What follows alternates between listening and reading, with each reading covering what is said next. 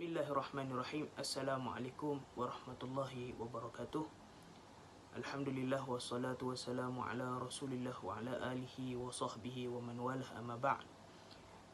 InsyaAllah dalam video ini saya akan membentangkan hadis-hadis, dua hadis pilihan saya yang saya pilih daripada kitab Umdatul Ahkam untuk subjek hadis hukum pada SEM 5 ini. InsyaAllah hadis yang pertama yang saya pilih ialah hadis yang diriwayatkan oleh Ibnu Abbas. Baik, Ani bin Abbasin qala marra Nabi sallallahu alaihi wasallam biqabrain faqala innahuma la yu'adzaban wa ma yu'adzaban fi kabir. Amma ahaduhuma fakana la yastatiru min al-bawl wa amma al-akhar fakana yamshi bin namimah. Thumma akhadha jaridatan ratbah فشقاها نصفين فغرز في كل قبر واحدة. قالوا يا رسول الله لما فعلت هذا؟ قال لعله يخفف عنهما ما لم ييبسا. Itu hadis yang saya pilih, hadis yang diriwayatkan oleh Imam Al-Bukhari dan Muslim, hadis yang sahih yang diriwayatkan oleh Imam Bukhari dan Muslim. Baik, hadis ini diriwayatkan oleh Ibnu Abbas, iaitu salah seorang sahabat Nabi yang muda, yang mana Ibnu Abbas ini ataupun nama sebenarnya ialah Abdullah bin Abbas bin Abdul Muttalib. Beliau dilahirkan 3 tahun sebelum berlakunya peristiwa hijrah Nabi lah ke Madinah. Dan ketika mana Nabi SAW wafat, beliau berusia 13 tahun. Maksudnya Ibnu Abbas ni adalah sahabat yang muda lah, dalam kalangan sahabat Nabi. Dan dikatakan dalam riwayat Nabi mendoakan Ibnu Abbas dengan satu doa, iaitu Allahumma faqihu fiddin wa 'allimhu ta'wil.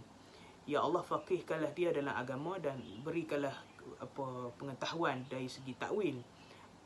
Bagilah dia ilmu dari segi takwil Al-Quran.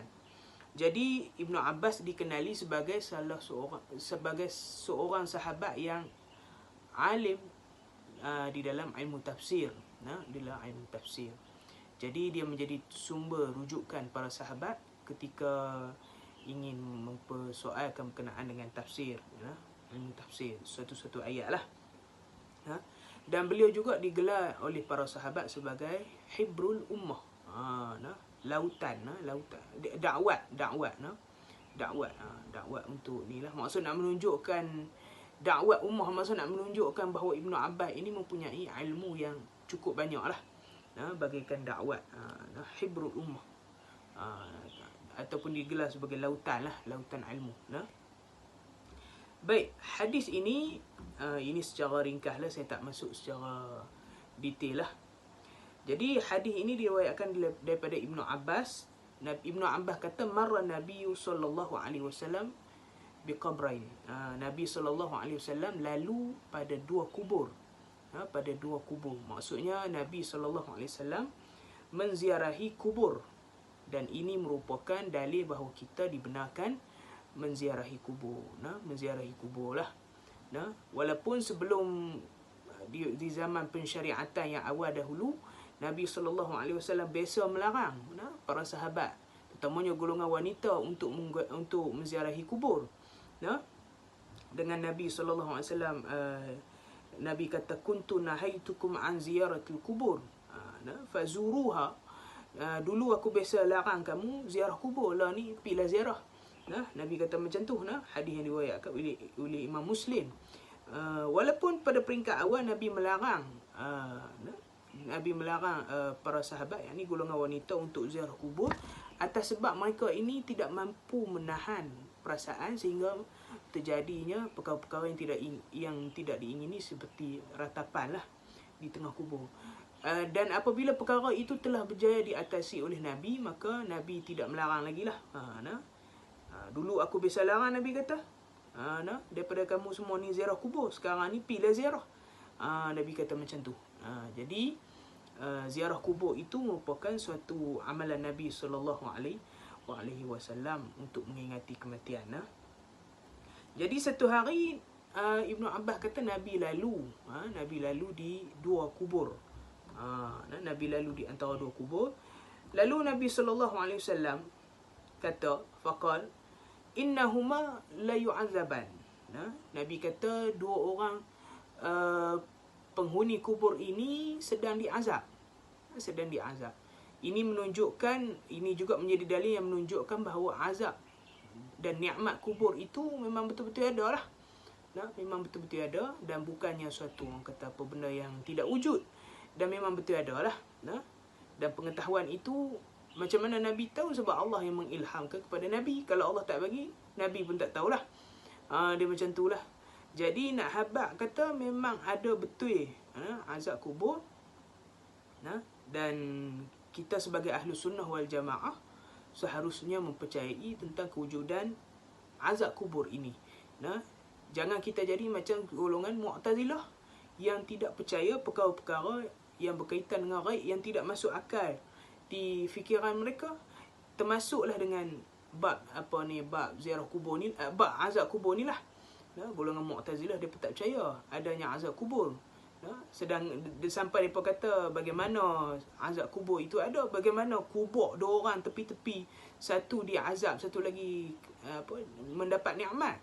Adakah orang di sebelah tidak mendengar orang yang di sebelah lagi itu kena azab dan mendapat nikmat?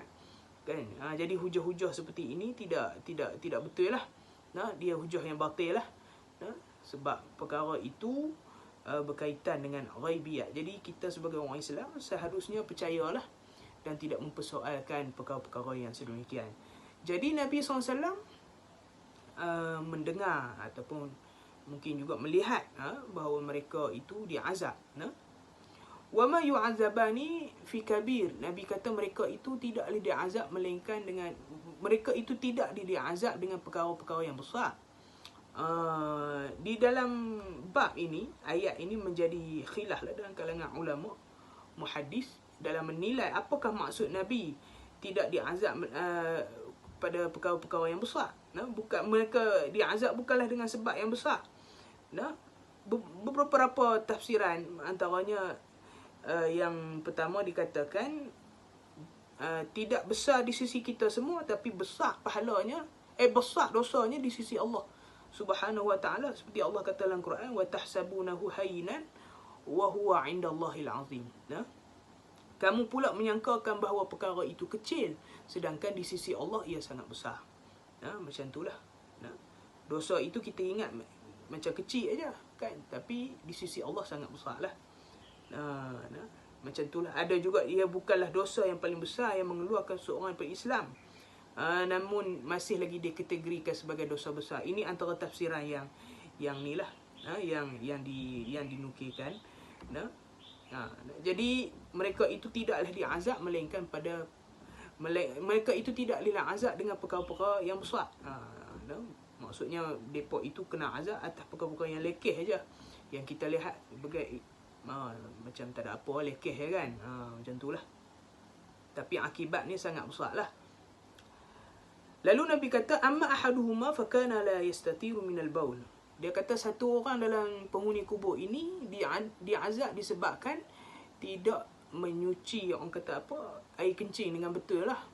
Maksudnya dia pergi kencing, lepas tu dia tidak cuci kemaluan dengan betul, ataupun air kencingnya mungkin terpercik ke sekeliling anggota pakaian, kemudian dia mengetahui perkara tersebut dan tidak membasuhnya. Jadi perkara itu menyebabkan dia diazab lah. Wa ammal akha fa kana yamshi bin namimah. Dan yang satu orang lagi, Nabi SAW kata dia diazab disebabkan dia ini menjadi seorang yang namimah, ataupun orang Melayu dia kata apa, batu api kan, suka melaga-lagakan di antara satu sama lain. Jadi perkara itu walaupun kita lihat kecil, namun besar akibatnya di sisi Allah, dan itu boleh menyebabkan orang kata apa, kita diazab di dalam kubur. Jadi dua perkara ini seharusnya dihindarkan lah. Seharusnya dihindarkan. Lalu dikatakan summa akhadha jaridata ratbah. Lalu Nabi SAW mengambil pohon kurma, yang masih basah. Fashaqqaha nisfain, lalu Nabi belah dua. Fagharaza fi kulli qabrihi wahidah. Lalu Nabi memacakkan, orang kata apa, pelepah kurma itu di setiap kubur lah. Nabi ambil, Nabi belah dua, Nabi pacak. Ini orang kata huraian saya secara ringkas lah. Nabi pacak. Nabi pacak. Lalu para sahabat heran lah. Ya Rasulullah, lima fa'alta hadha. Para sahabat tanya, wahai Rasulullah, kenapa kau buat tindakan seperti ini? Kan, pasal apa yang pergi dahan yang masih basah tu pergi pacak, pasal apa pergi buat lagu tu? Lalu Nabi SAW kata, qal la'allahu yukhaffafu anhuma ma lam yaibasa. Moga-moga dengan sebab ini mereka itu diringankan azab. Diringankan azab selama mana dahan ini masih basah. Jadi dia kata Nabi kata moga-moga dahan ini yang masih segar ini mampu meringankan azab mereka lah, yang dikenakan di dalam alam barzakh. Jadi ini menunjukkan bahawa orang kata apa, Nabi SAW mampu mendengar perkara-perkara yang gaib dengan izin Allah Subhanahu Wa Taala. Namun seringkali orang kata menjadi salah sangka dalam kalangan masyarakat kita bahawa perkara ini dijadikan alasan untuk memacak sebarang tumbuhan di tanah kubur dengan berdalilkan perkara inilah. Dengan berdalilkan perkara ini, dan tindakan seperti itu bagi saya merupakan tindakan yang tidak betul ataupun tidak tepat, kerana Nabi memacak pohon tersebut disebabkan Nabi dengar dan Nabi tahu perkara yang berada di dalam kubur itu. Itu pun dengan izin Allah Subhanahu Wa Taala. Kalau Allah tak habaq kata dua orang tu kena azab, Nabi pun tak tahu. Dan Allah yang memungkin, dan tindakan Nabi itu berunsurkan wahyu. Mungkin perintah daripada Allah untuk memacakkan perkara itu, memacakkan dahan itu supaya bertasbih. Dan kita tak tahu apa yang jadi di dalam kubur, sebab Allah tak abad dengan kita. Kita pun tak dengar apa yang berada di dalam kubur itu. Lagi satu, kita tak boleh paksa pokok-pokok ini suruh tasbih. Itu adalah ini disebut sebagai min khasa'is rasul ni. Perkara-perkara yang menjadi keistimewaan bagi para rasul. Itu mukjizat, antara mukjizat para rasul, mengetahui perkara-perkara yang gaib. Sedangkan kita tidak mendapat perkara-perkara ini. Jadi untuk menggunakan dalil hadis ini sebagai dalil untuk menyatakan memacak kubur sebagai suatu syariat, maka ianya tidak bertepatan lah, tidak bertepatan dengan kehendak agama. Jadi perkara itu seharusnya diambil orang kata apa, peringatan lah. Baik, itu secara ringkasnya huraian pada hadis yang pertama. Seterusnya kita masuk pada hadis yang kedua. Hadis yang diriwayatkan oleh Abu Hurairah radhiyallahu an. An Abi Hurairah yaqul, daripada Abu Hurairah dia berkata, qala Rasulullah sallallahu alaihi wasallam, Nabi sallallahu alaihi wasallam bersabda, salatu rajuli fil jamaah tudha'afu ala salatihi fi baitihi wa fi suqihi 25 dha'fa. Nabi SAW kata, solat seorang lelaki secara jemaah itu melebihi dengan solatnya ataupun pahalanya lebih besar daripada dia duduk solat secara sorang-sorang di rumah ataupun di pasar, sebanyak 25, sebanyak 25 kali ganda. 25 di'fa, 25 kali ganda. Jadi Nabi kata orang yang solat secara berjemaah di masjid. Hadis ini menunjukkan di masjid, bukan di rumah. Bukan buat solat jemaah secara berjemaah di rumah. Di masjid. Di masjid Nabi kata orang yang buat macam ni pahala dia 25 kali ganda melebihi orang yang solat di rumah secara berseorangan dan di pasar sebanyak 25 kali ganda. Begitupun ada hadis yang lain yang menyatakan 27 kali ganda. Itu pun dinilai dalam kalangan ulama. Ada yang katakan 25 itu dan 27 itu adalah kehendak Allah, ikut suka dia lah nak bagi. Tapi yang pasti Siapa yang solat di masjid secara berjemaah, dia pasti akan dapat pahala yang lebih banyak daripada dia melakukan di rumah ataupun di pasar. Dan boleh juga dikatakan 25 dan 27 itu dikira daripada segi kekhusyukannya ataupun dari segi kesempurnaan dia melakukan solat. Jadi dia macam itulah. Dia macam tu. Hakikatnya Allah Subhanahu Wa Taala yang memberi kurnia kepada sesiapa yang dia nak, banyak mana yang dia mahu. Yang pasti solat berjemaah lebih di masjid lebih banyaklah pahalanya daripada di rumah ataupun di pasar secara berseorangan. Wadzalika annahu idza tawadda fa ahsana alwudu, dan jika Nabi kata satu orang itu dia berwudu kemudian dia mengelokkan wudu dia, summa kharaja ila almasjid, kemudian dia keluar ke masjid, keluar daripada rumah dia lah menuju ke masjid, la yukhrijuhu illa as-salah. Dia keluar ke masjid tidak hanya niat yang lain melainkan untuk melakukan solat. Jadi ayat ini nak menunjukkan kepada kita bahawa kita disuruh dalam melakukan amal ibadat ini supaya ikhlas di jalan Allah Subhanahu Wa Taala. Barulah kita akan meraih pahala yang 25 kali ganda tu. 25 kali ganda itu. Kalau sekiranya kita mengambil wuduk dan memperelokkan wuduk dan pergi solat jemaah di masjid, keluar pada rumah solat tapi riak, nak menunjuk ke orang dan seumpamanya sombong, dia kemungkinan tak dapat lah. Sebab itu Nabi menegaskan la yukhrijuhu illa salah.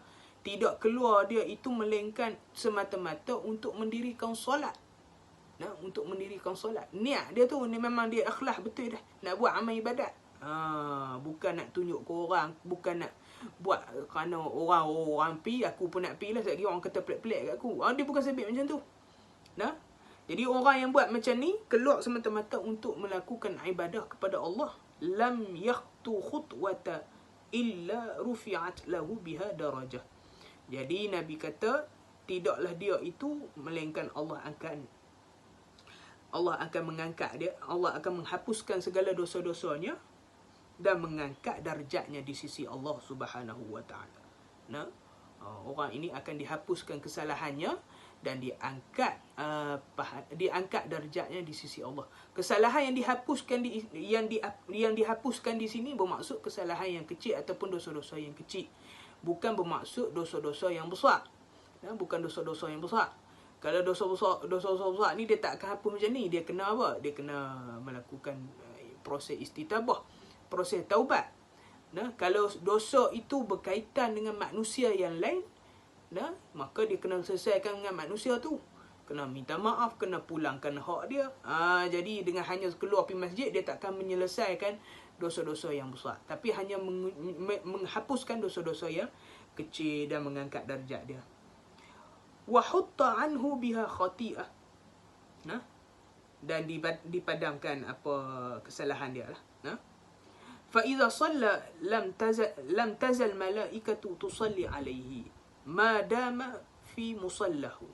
Jadi bila dia melakukan solat, maka para malaikat tidaklah para malaikat itu melainkan mereka itu akan datang dan berselawat ke atasnya, memohon keampunan ke atas dia, memohon kesejahteraan ke atas dirinya selama mana dia melakukan solat. Ini merupakan penghormatan yang ditunjukkan oleh malaikat kepada orang yang melakukan ibadah semata-mata kerana Allah Subhanahu Wa Taala dengan melakukan solat berjemaah di masjid.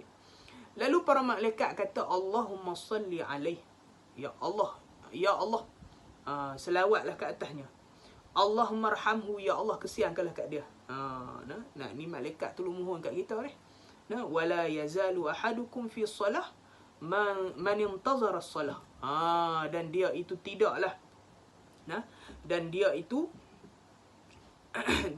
sentiasa dihitung. Dihitung maksudnya sentiasa diberikan pahala melakukan solat selagi mana selama mana dia menanti untuk melakukan solat. Walaupun dia tak solat, dia menanti untuk melakukan solat. Tak mendirikan solat pun, tak angkat takbir pun, dia dikira mendapat pahala orang yang melakukan solat secara berjemaah, sama ada 25 ataupun 27 kali ganda. Hadis itu diriwayatkan oleh Al-Imam Al-Bukhari dan Muslim. Muttafaqun alaih. Itulah sedikit sebanyak daripada saya sebagai huraian daripada ataupun syarahan daripada hadis ini secara ringkas. InsyaAllah yang baik itu datang pada Allah, yang lemah kurang daripada diri saya sendiri. Saya minta maaf andai ada salah dan silap, tersalah bahasa, tersalah info, terkasar bahasa, minta maaf banyak-banyak. InsyaAllah baik, terima kasih diucapkan kerana menonton video ini. Wassallallahu ala nabiyina Muhammad wa ala alihi wa sahbihi wa sallam. Walhamdulillahi rabbil alamin. Assalamualaikum warahmatullahi wabarakatuh.